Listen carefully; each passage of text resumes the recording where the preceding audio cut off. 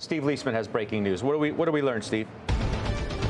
We're going to have a hearing on the Cook dismissal, or the Cook lawsuit that was filed, which was objecting to her dismissal, at 10 a.m. tomorrow, and that's at D.C. District Court, Scott. And as we said earlier, these things tend to be heard quickly by the courts and usually adjudicated pretty quickly. At least a temporary injunction is ruled on very quickly. So we'll get some answer relatively quickly, Scott, to this question of whether or not Cook is in or out immediately, while we wait perhaps a longer-term discussion of whether or not the dismissal for cause was legal, and whether or not the courts will treat a Federal Reserve governor differently from how they have perhaps other officials that have been fired by the president.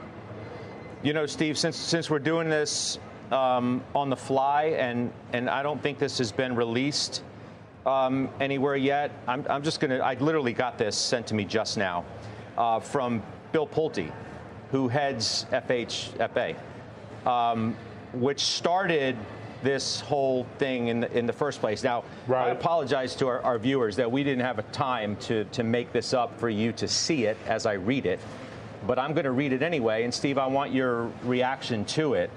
Quote, in her filing, Ms. Cook does not deny that these are her mortgage documents, so one has to wonder why she or Jerome Powell would want this to be a part of the Federal Reserve, which is supposed to have preeminent integrity and which is critical to the safety and soundness of the U.S. mortgage market. That directly from Bill Pulte, who sent it to us only. So it's a CNBC exclusive here.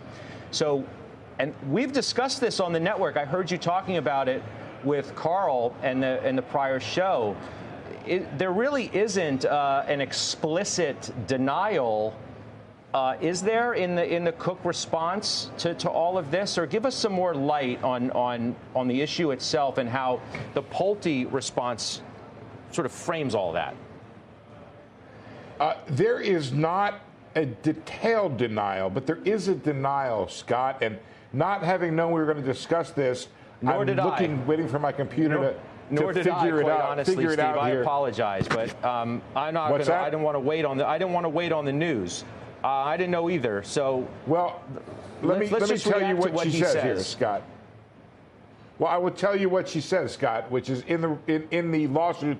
It says of the allegations made by the president, if she did them, which she did not. That is explicitly in one of the documents. But I will tell you, Scott, she did not detail how all this come to happen. There's talk about this being potentially a clerical error. But that is not the point of the lawsuit, I would point out. The point of the lawsuit, Scott, is that an allegation is not for cause as far as they understand the law. And it says if an allegation is for cause, the president can make anything up and then just fire a Federal Reserve governor. It makes the point that Bill Pulte, which he has not addressed and not responded to my questions, Bill, call me, if he ever talked to Cook. And it says that Cook was denied a hearing or any discussion of this. So Bill is probably right here that in all of these documents, she doesn't deny these are her mortgages, but she does deny having done anything wrong here. And Pulte has not himself said that either the president or Pulte has given Cook a hearing or asked her side of the story. We also want to know, Scott, who else they have made public. I mean, whether or not she did something wrong here, that's a big issue.